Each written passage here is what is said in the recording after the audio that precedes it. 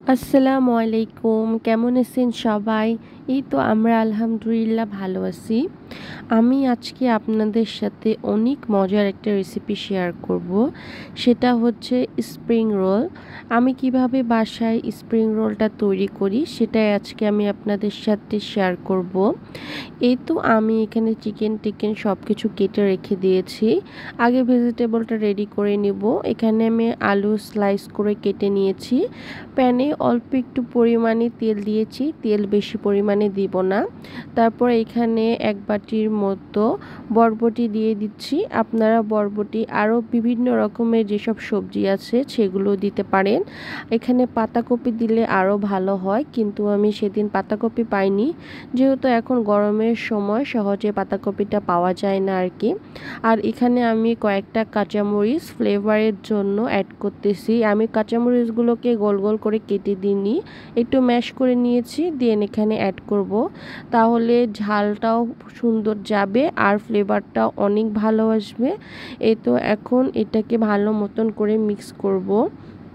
আমি এখানে আজকে তেমন কিছু আর সবজি দিব না, যেহেতু বাসায় সেদিন আর কোনো সবজি ছিল না। আমি এখানে পরে চিকেন আর ডিম অ্যাড করব, এই জন্য আগে ভেজিটেবলটা রেডি করে নিচ্ছি।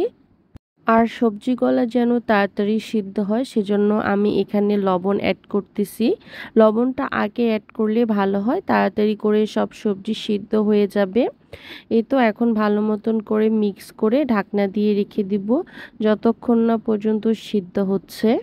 একটু পরপর আমি ঢাকনাটা উঠিয়ে চেক করতেছিলাম, যদি তলানিতে লেগে যায় তাহলে একটা পোড়া পোড়া ফ্লেভার দিবে, এটা খেতে একদমই ভালো লাগবে না। তাই একটু পরপর ঢাকনা উঠিয়ে চেক করতেছিলাম, আর সিদ্ধ হয়েছে কিনা সেটাও চেক করা হয়ে যাবে। দেখলাম যে না, এখনো সিদ্ধ হয়নি, আর একটু সময় লাগবে, সেজন্য আর একটু ঢাকনা দিয়ে অল্প কিছুক্ষণ রেখে দিব। ওইদিকে সবজিগুলো হয়ে যাক আর আমি এদিকে চিকেনের প্রিপারেশনটা নিয়ে নিই। আমি এখানে ফার্স্টে একটা কড়াইয়ের মধ্যে পেঁয়াজগুলো দিয়ে দিচ্ছি। পেঁয়াজগুলো আমি আগে ওখানে অ্যাড করিনি, পেঁয়াজগুলো পরে বেরেস্তা করে দিলে সুন্দর একটা ফ্লেভার আসবে।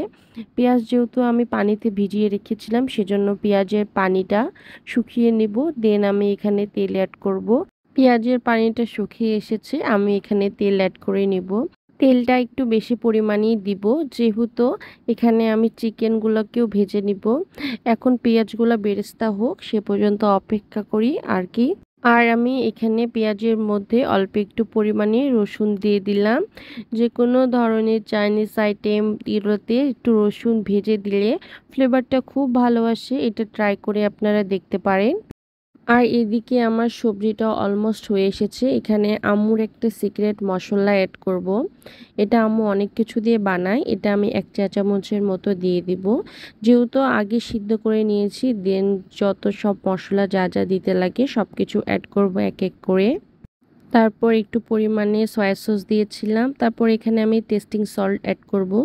টেস্টিং সল্টটা অবশ্যই অ্যাড করবেন, এটা অনেক ভালো হয় খেতে। আর যে কোনো চাইনিজ আইটেমে টেস্টিং সল্টটা অ্যাড করে দেখবেন, বেশ মজা লাগে খেতে। আপনারা ফ্রাইড রাইস বা যে কোনো ধরনের স্প্যাগেটি যে কোনো কিছু রান্নাতে দেখবেন ট্রাই করে, বেশ ভালো হয়।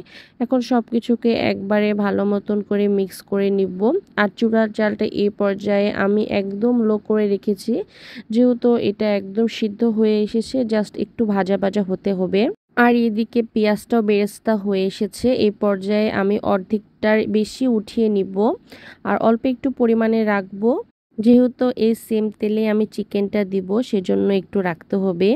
আমি এখন এই সেম তেলের মধ্যে চিকেনটা দিয়ে দিব। পেঁয়াজটা আর একটু ভাজা ভাজা হোক সামান্য পরিমাণে। আমি এখন এখানে চিকেনগুলো কেটে নিয়েছিলাম, ছোট্ট ছোট্ট কিউব করে করে চিকেনগুলোকে কেটে নিয়েছিলাম। আপনারা চাইলে কিমা করতেও পারেন, বাট এরকম ছোট ছোট কিউব করে রাখলে খেতে বেশ ভালো লাগে।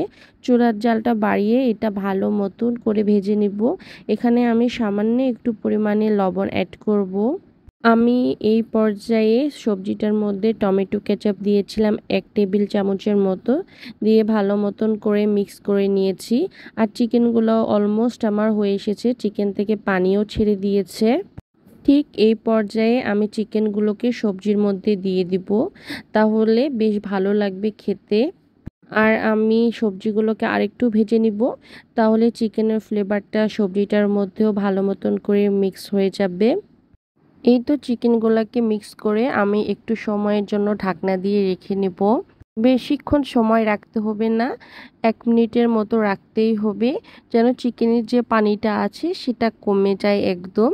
তারপর আমি একটু পরে যখন দেখব হয়ে গিয়েছে, তখন আমি এর মধ্যে ধনিয়া পাতা অ্যাড করে দেব। আপনারা চাইলে ধনিয়া পাতা অ্যাড নাও করতে পারেন।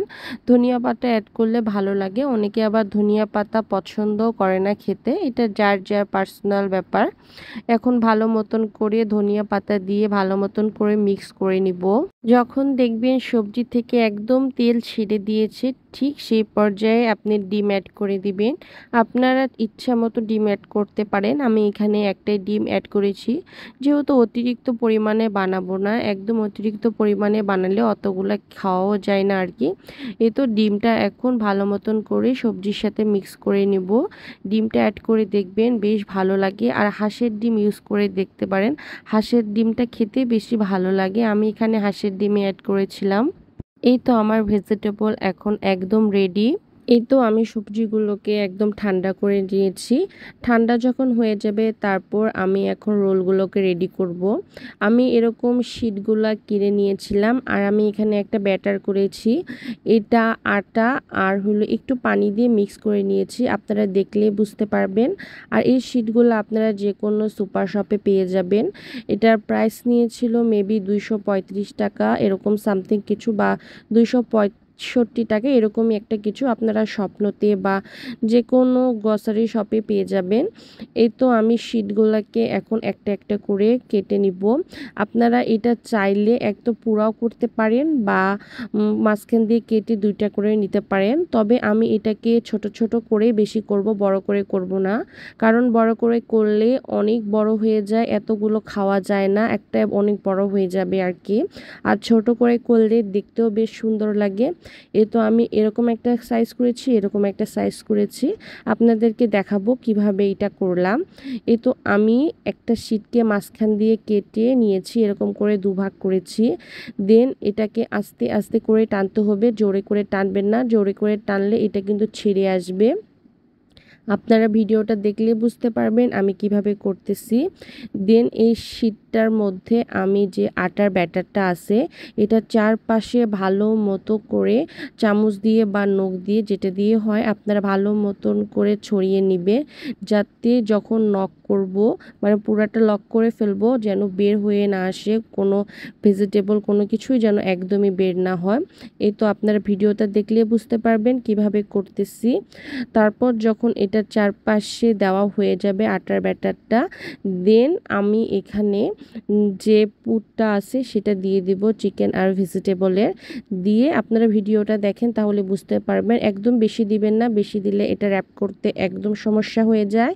দেন আমি এটাকে দুই পাশে যে লম্বা দিকটা আছে সেটা দিয়ে ভালো মতো করে আটকিয়ে দিলাম। তারপর ভেজিটেবলটা যতদূর পর্যন্ত আসে সে ততদূর পর্যন্ত আমি নখ দিয়ে চেপে টেনে নিয়ে আসবো উপর থেকে।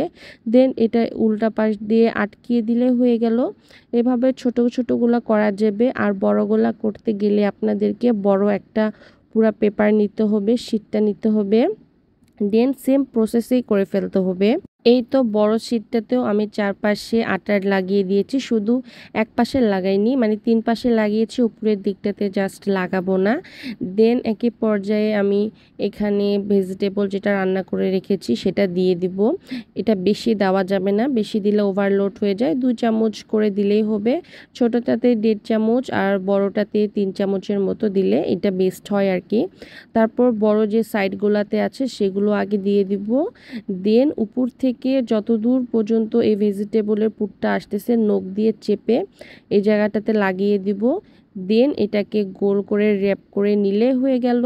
এই জায়গাটা একদম আটা দিয়ে ভালো মতো করে সিকিউর করে নিতে হবে, যেন একদমই বের না হয়ে আসে। এই তো আমি এভাবে সবগুলোকে করে নিব।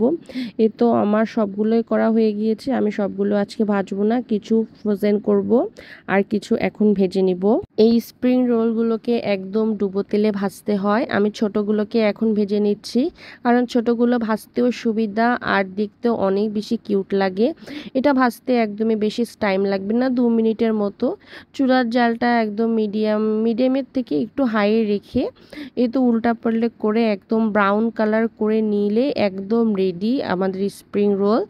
এই তো আপনারা ভিডিও দেখলে বুঝতে পারবেন কিভাবে করতেছি। আর এইদিকে আমি ফ্রোজেন করব যেগুলো, সেগুলোকে একদম বক্সের মধ্যে ঢুকিয়ে রাখলাম, যেন একদম বাতাস টাতাস ঢুকতে না পারে। যখন খেতে মন চাবে একটা করে বের করে জাস্ট তেলে দিয়ে ভেজে নিলে হয়ে যাবে। এই তো আর এইদিকে আমার ভাজাগুলো একদম কমপ্লিট। তো টিস্যুর মধ্যে উঠিয়ে রাখলাম আর বাকিগুলোকেও ভেজে নিচ্ছি যতগুলো খাবো। আর আমি সেদিনকে এই গ্রিন চিলি সসটা কিনেছিলাম, এটা আজকে ট্রাই করব খেয়ে কেমন লাগে। তবে এটার টেস্টটা আমার কাছে একদম বাজে লেগেছে। আর একটু টমেটো কেচাপ দিয়ে মিক্স করে নেব, টমেটো কেচাপই খেতে ভালো লেগেছে। এই তো এটা নিয়ে আজকে আমি টেস্ট করব। এই তো আমার বাকি সবগুলো ভাজা হয়ে গিয়েছে, চলেন আপনাদেরকে দেখাই কতটা ক্রিস্পি হয়েছে খেতে। আপনারা ভিডিওটা দেখলে বুঝবেন কতটা পরিমাণে ক্রিস্পি হয়েছে। এভাবে আপনারা স্প্রিং রোল বাসায় অনেক সহজে বানিয়ে ফেলতে পারেন। যদি ভিডিও ভালো লাগে অবশ্যই আমাকে কমেন্ট করে জানাবেন। আর এভাবে স্প্রিং রোল বাসায় বানিয়ে খেতে পারেন।